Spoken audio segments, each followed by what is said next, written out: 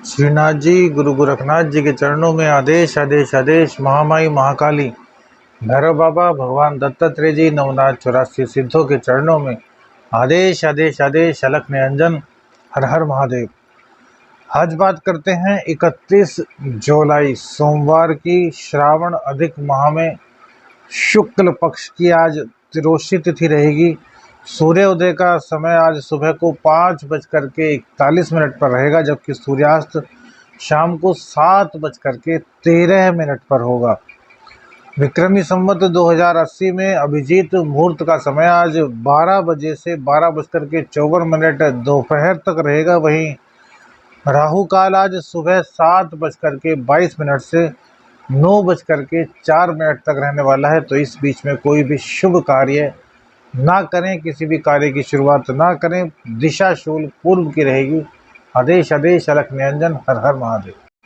बात करते हैं कन्या राशि की। तो भैया, कन्या राशि में चंद्रदेव आज भी बृहस्पति की ही धनु राशि में विराजमान रहेंगे और इनका जो आज नक्षत्र रहेगा वो शुक्र देव का रहेगा।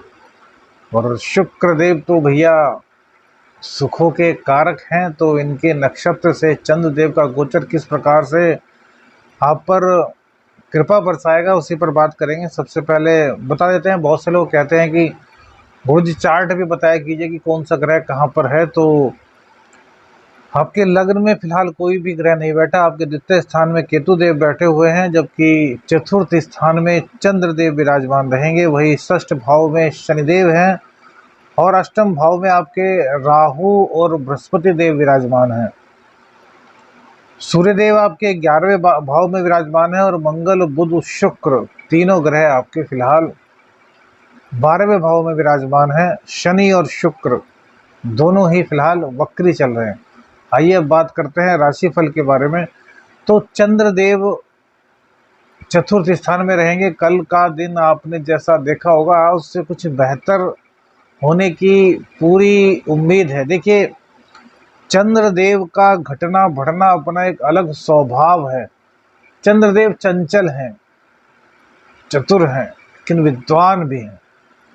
आशुतोष भगवान के मस्तक पर स्थान प्राप्त किया कोई ऐसे ही नहीं है। चंद्रदेव विद्वता, सुंदरता कोई सानी नहीं है उनका।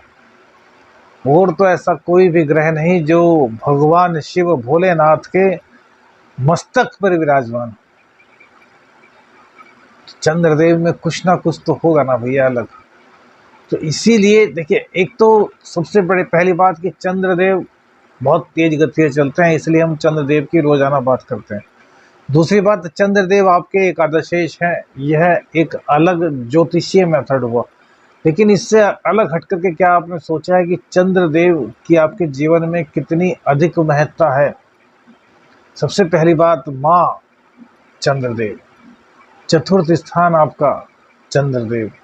खून में तरलता, चंद्रदेव। तरलता समाप्त हो जाए तो क्या रह पाओगे? जब हार्ट अटैक होता है तो खून जम जाता है, उसकी तरलता समाप्त हो जाती है, वहाँ केवल और केवल मंगल रहते हैं। तो क्या वहाँ पर आदमी का जिंदा बचना पॉसिबल हो पाता है? नहीं। चंद्रदेव आपका मन, चरित्र, हालांकि शुक्र कई चीजें होती हैं, लेकिन चरित्र एकदम से जो बहकना है वो किस पर है? चंद्रदेव पर। एक्साइटेड हो जाना, यह भी चंद्रदेव है। देर से मेरा मतलब है कि आप काफी देर तक चीजों को समझ पाएं और एकाएक बहक जाए, एकाएक आपके कदम डगमगा जाए। तो यह क्या है? चंद्रदेव का पीड़ित होना। चंद्रदेव आपके रग रग में विराजमान है, रक्त के रूप में। और वहीं सूर्य और चंद्र दो ऐसे प्रत्यक्ष देवता हैं जो हम सबको दिखाई देते हैं। हम सब कहते हैं कि यार हमें इंद्रदेव के दर्शन हो जाए, श्री हरि विष्णु के दर्शन हो जाए, भोलेनाथ के दर्शन हो जाए।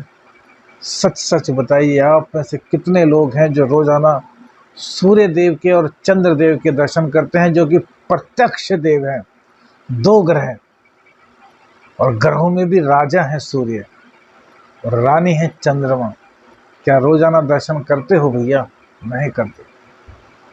फिर कहते हो अरे गुरुजी कन्या राशि वालों के साथ यह दिक्कत हो रही है, यह दिक्कत हो रही है, जीवन में यह सफलता नहीं मिल पा रही। जो प्रत्यक्ष दिखाई दे रहा है उसको ही देखने की कोशिश नहीं करते, उसको ही नमन करने की कोशिश नहीं करते और चाहते हो कि सब कुछ मिल जाए, नो के नो ग्रह आपके पक्ष में हो जाए। तो भैया समझिए, थोड़ा बात दिल पर लगी है तो ये दूर तक जानी चाहिए। सबको समझ आना चाहिए कि यार सूर्य देव को अर्घ दो या ना दो, दर्शन करो। अर्घ देते हो बहुत अच्छी बात है, अर्घ देने का तरीका हम आपको बताते हैं कैसे अर्घ देना चाहिए। चंद्रदेव की कृपा प्राप्त करो।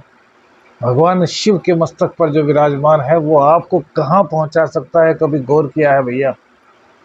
डायरेक्ट बात है महादेव से, जो शक्तियों में सबसे बड़ी महाशक्ति है, कालों के काल है महाकाल।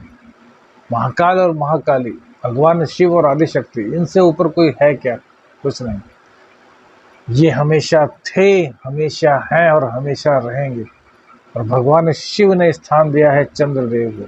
तो भैया चंद्रदेव की महत्ता को समझो, चंद्रदेव को मजबूत करो, माँ की सेवा करो, आपके आधे से ज़्यादा कष्ट दूर हो जाएंगे। मन को नियंत्रण में रखो।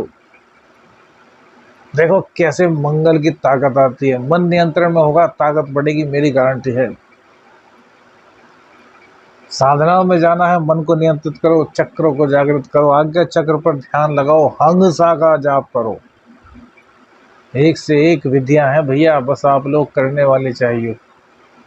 मैं देखा है कुंडली विश्लेषण कराते हैं कुछ लोग, उनको कहता हूँ कि 3 महीने आप ये कीजिए, और वो 1 महीने बाद ये जी गुरुजी अभी तो कुछ लाभ नहीं हुआ। भैया हाथों की लकीरों को बदलने में भी 3 महीने लगते हैं, ऐसे ही सब कुछ नहीं होता।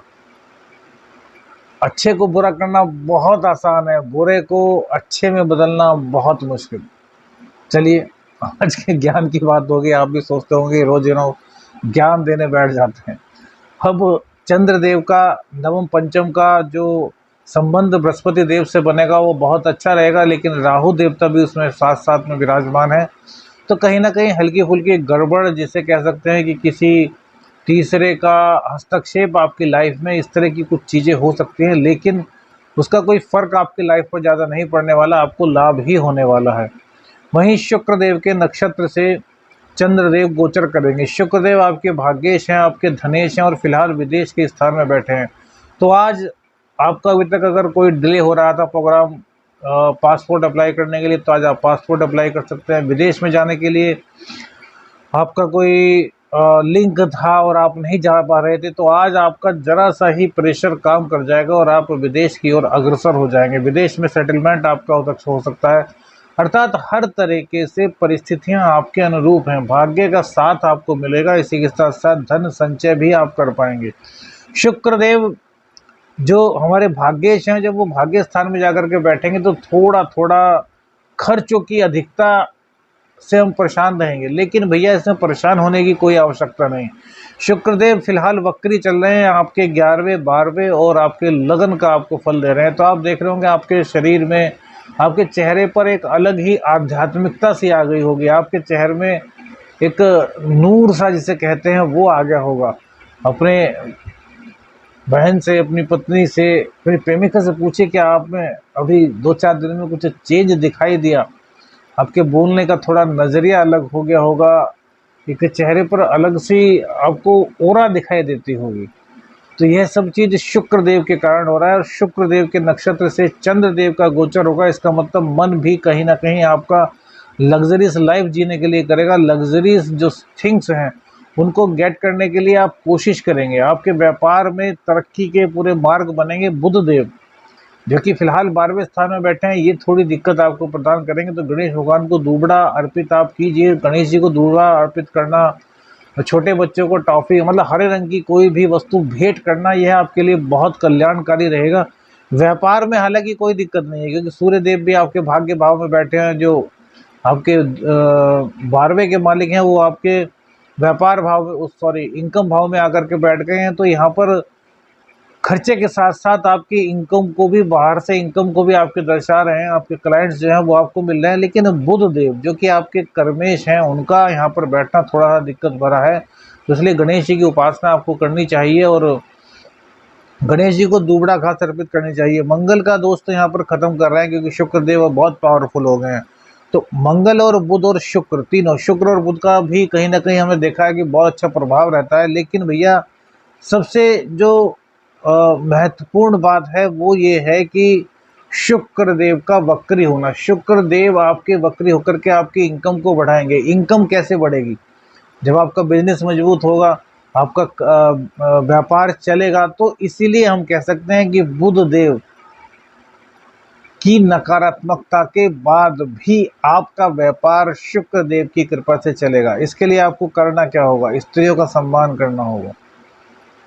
विपरीत लिंगी के प्रति आपका आकर्षण बढ़ रहा है, इसमें कहीं पर कोई दो राय नहीं है। और ये अच्छा है या बुरा, ये आपके ऊपर डिपेंड करता है। क्योंकि देखिए, यदि कोई आपका सहयोग कर रहा है और आप उसको गलत नज़र से देख रहे हैं तो यह आपकी गलती है और इसका दंड भी समय आने पर शनिदेव देते ही देते हैं।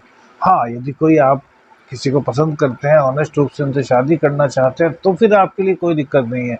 आपके लिए प्रेम संबंधों में स्थितियाँ अच्छी बनी हुई हैं। बस अभिमान को त्यागना, यह नहीं कि यार मुझे सब कुछ आता है, मेरे लिए कुछ भी कर पाना मुश्किल नहीं है, मैं हर चीज़ को करने में पॉसिबल अपने आप को सक्षम मानता हूँ, मैं यह भी कर सकता हूँ, मैं वह भी कर सकता हूँ। ऐसा कोई व्यक्ति नहीं जो मैं यह भी कर सकता हूँ और वो भी कर सकता हूँ। प्रभु एक या दो गुण ही देते हैं, किसी को भी संपूर्ण नहीं करते और कोई भी संपूर्ण हो ही नहीं सकता शिव शक्ति के अलावा। कथा सुनी होगी कि धनुर्धर अर्जुन का भी उनसे बड़ा कोई धनुर्धर नहीं माना जाता। उनका मान मर्दन श्री हनुमान जी ने ही किया था। अर्थात अभिमान किसी का भी नहीं रहता और कोई भी परफेक्ट नहीं होता। सब सीखते हैं, सीखते सीखते ही चले जाते हैं, फिर आते हैं, फिर सीखते हैं, फिर चले जाते हैं। कई कई जन्मों के बाद यदि वही विद्या सीखी जाए तब कुशल बनता है व्यक्ति, परफेक्ट नहीं बनता। कुशल होने में, परफेक्ट होने में बहुत अंतर है। परफेक्ट एक परम पिता है और कोई नहीं, जब चाहे आपके मान का मर्दन कर दे। तो इसलिए अभिमान आपको नहीं पालना। प्रेम संबंध आपके बहुत अच्छे रहने वाले हैं। आपका आमदनी के नज़रिए से आज का दिन भी बहुत अच्छा रहेगा। शिव तांडव स्तोत्र का पाठ जरूर कीजिए और गणेश भगवान जी को दुबड़ा घास अर्पित करते रहिए। आदेश आदेश अलख निरंजन। हर हर महादेव।